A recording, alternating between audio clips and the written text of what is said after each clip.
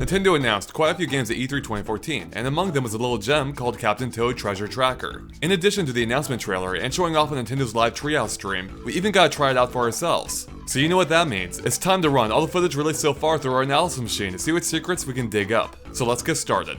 Alright, so Captain Toad Treasure Tracker is quite obviously based on the Captain Toad levels from Super Mario 3D World. I mean, the basics are pretty much the same. You still play as the headlamp-wearing Captain Toad as you explore puzzle-filled mini-worlds looking for hidden treasure. And it all handles pretty similarly too, as Captain Toad still can't jump, and you'll still use the Game Pass touchscreen throughout to interact with the environment, such as by pushing blocks around, holding enemies in place, or now even revealing hidden coins too. But it's not exactly the same, and that's noticeable right away with the game's visuals. In Super Mario 3D World, the Captain Toad levels appeared as if they were made out of individual blocks, whereas they now look much more organic in Treasure Tracker. I mean, besides the fact that many of them still take the overall shape of a cube. But not all of them, and that's another noteworthy change, as the levels can now take on all kinds of forms, such as a cylindrical cavern or a tower that you'll climb, among others. And even some of the core mechanics have been tweaked too. In Super Mario 3D World, your goal is to find 5 green stars in each level, but this time there's only 1 gold star to collect, and it's always at the very end, which lends each level a clear ending point unlike before, where whichever the stars you collected last could end the level. And this ends up making the whole thing feel a little bit more structured this time around. But making up for the lack of stars is a new secondary collectible being the 3 gems hidden in each level. Now, although we don't know what either of these collectibles do yet, we think it's a safe bet that one of them will be used for unlocking further levels. Some other changes include the fact that, at least in the demo, you no longer earn points, nor is there a time limit, which should make things a bit easier in the more casual explorer. Although there is still a life counter, so it won't be that easy. And the vast amount of enemies here will make sure of that, as we can see quite a few of them in all of the footage released so far, including Bittybuds, Parabittybuds, Boos, who appear to be slightly larger this time around, Big Boos, Goombas, Goomba Towers, Cat Goombas, Goombas floating on life preservers, Piranha Plants, Piranha Creepers, Walleyes, and Magic Koopas. And if you take a look at the game's box art, we can see Cat Bowl of Bills will appear too.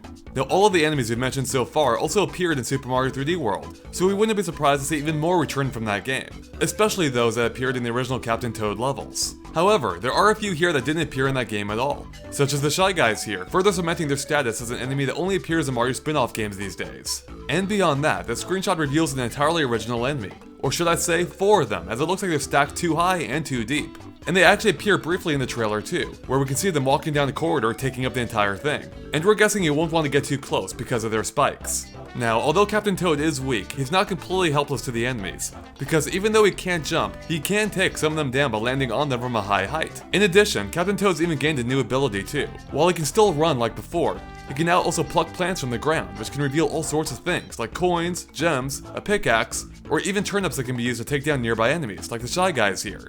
And speaking of which, does any of this seem familiar? I mean, you have a Toad fighting Shy Guys with turnips. There's a distinct Super Mario Bros. 2 vibe going on here. Heck, even Toad's plucking animation looks nearly identical to Super Mario Bros. 2. See? We can't help but wonder there might be even more Mario 2 connections in the final game, as Super Mario 3D World contained quite a few of them too. Now there's still at least one more way in which Toad can fight enemies, and that's by using the pickaxe we just mentioned, which he can pull up in certain spots. Collecting it causes him to wildly swing away for a short time and smash through anything in his way, including enemies and blocks. Now, although the pickaxe is the only real power-up we know about so far, mushrooms are back too, allowing Toad to grow back to full size if he takes a hit from an enemy. Okay, so it's finally time to talk about the levels themselves. And between all the footage released so far, we're pretty sure we've seen at least 10 of them in total, which already outnumbers a 6 in Super Mario 3D World. Now, because many of these levels have already been thoroughly explored between our own E3 gameplay videos and Nintendo's own Treehouse live segments, we're only going to provide a brief overview of most of them, but we'll go far more in depth for the ones that have only been revealed in the trailer so far. So let's start off with the first 4 levels, all of which were playable in the E3 demo.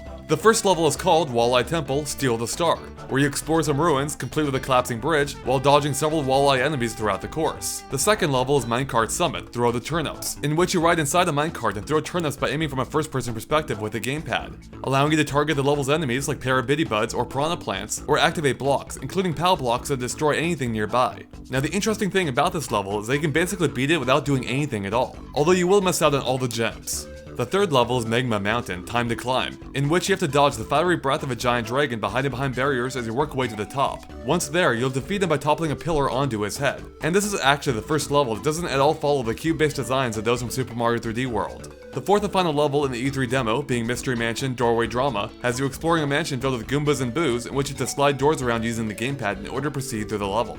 So that's the first 4 levels, which you can see more of in our E3 gameplay videos. But Nintendo showed off a couple more during the live Treehouse stream, such as level 5, the Star Express Sneak Attack, in which Captain Toad explores a moving train during a snowstorm that's filled with Bitty Buds, Shy Guys, and Cat Goombas. And in case there was any doubt why it's called the Star Express, well, there's stars plastered all over it. Now this level, perhaps more than any other, really demonstrates how this game isn't afraid to stray from cube-centric designs, as this one is really just a long corridor. Now interestingly, you actually begin right next to the star, but it's on the lower level, so you'll have to work your way across the top of the train, then double back through the interior to reach it. And along the way, you'll encounter Tetris-like blocks that you'll have to move using the touchscreen to get by. And that's not the only use for the touchscreen here, as an empty room hides its secret.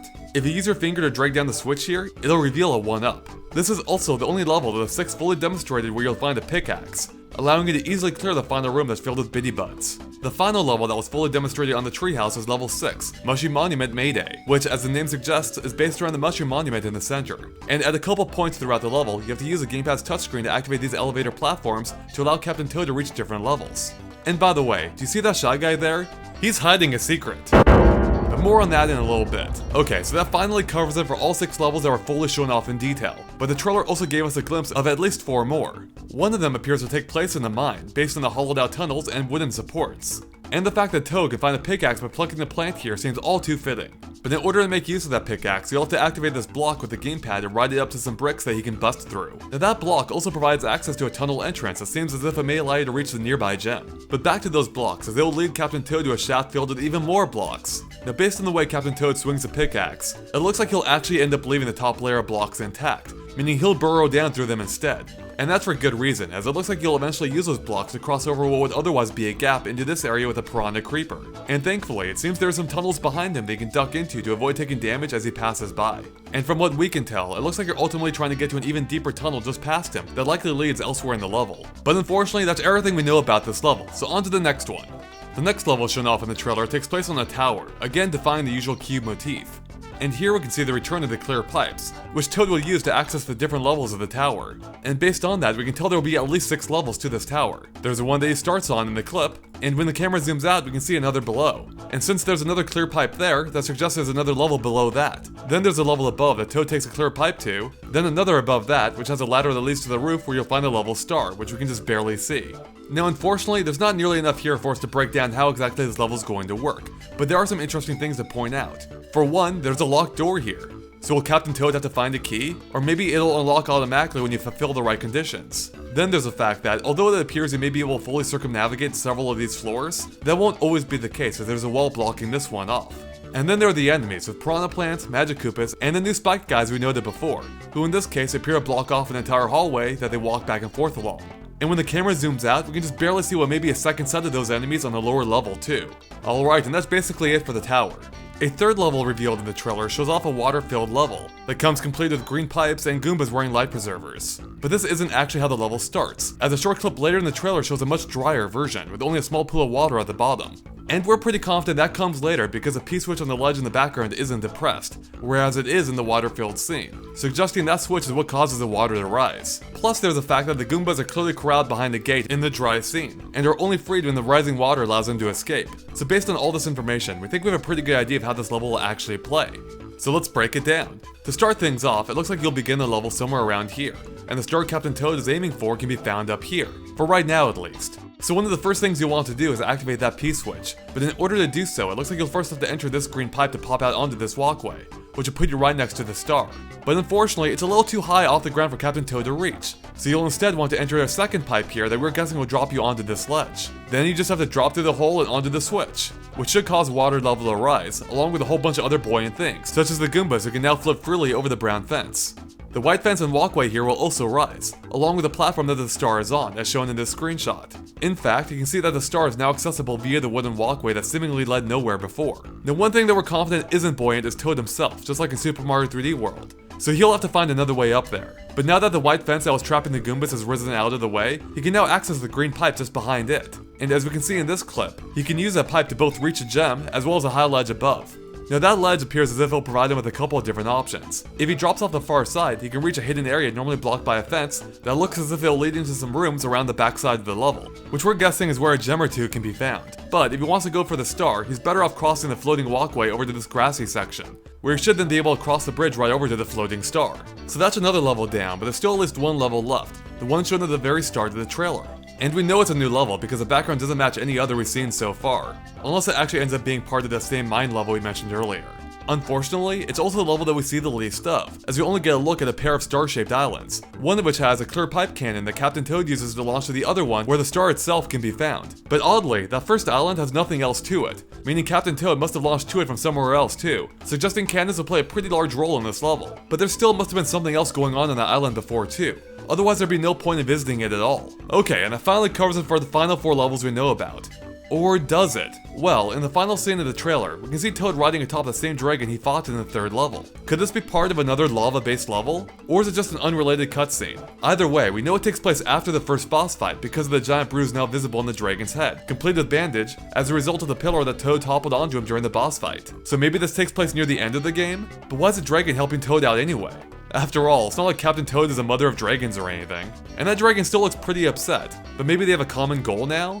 Although, based on the fact that the dragon can be seen chasing Toad in the game's box art, complete with bruise and bandage, suggests that there's at least one more fight of them coming up later in the game. So maybe this cutscene takes place after that second fight. Now speaking of the box art, there's something odd about it. Because if we look at the game's title screen, which uses the same artwork, the dragon boss has been replaced with a Shy Guy. Now it could just be that it's an older piece of artwork, or maybe the title screen will change throughout the game, updating to reflect the different characters you've met. Or maybe it's just different for no real reason at all. Okay, so in total, we now know about 10 or maybe 11 levels if you count the second dragon one. But a lot of people are wondering how many the final game will have in total. Well, we think we might actually have some idea. In the demo, the level select screen is presented in book form, as if it were Captain Toad's travelogue, with each level being spread across 2 pages. And each time you scroll past, the pages actually physically turn to the other half of the book. Which means if we count all the remaining pages, we should know exactly how many levels a book can accommodate. And that's exactly what we did.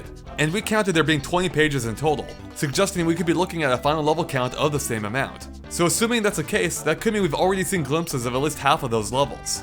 But of course, it's always possible that's just a placeholder amount. Or maybe the levels will be spread among different books in the final game. Who knows? Now each level's page displays a fair amount of information, such as the level's name, number, and even a picture of it too. And then there are the 3 slots here where the hidden gems for each level would clearly go. Although we didn't get to see this in action because the demo reset between levels.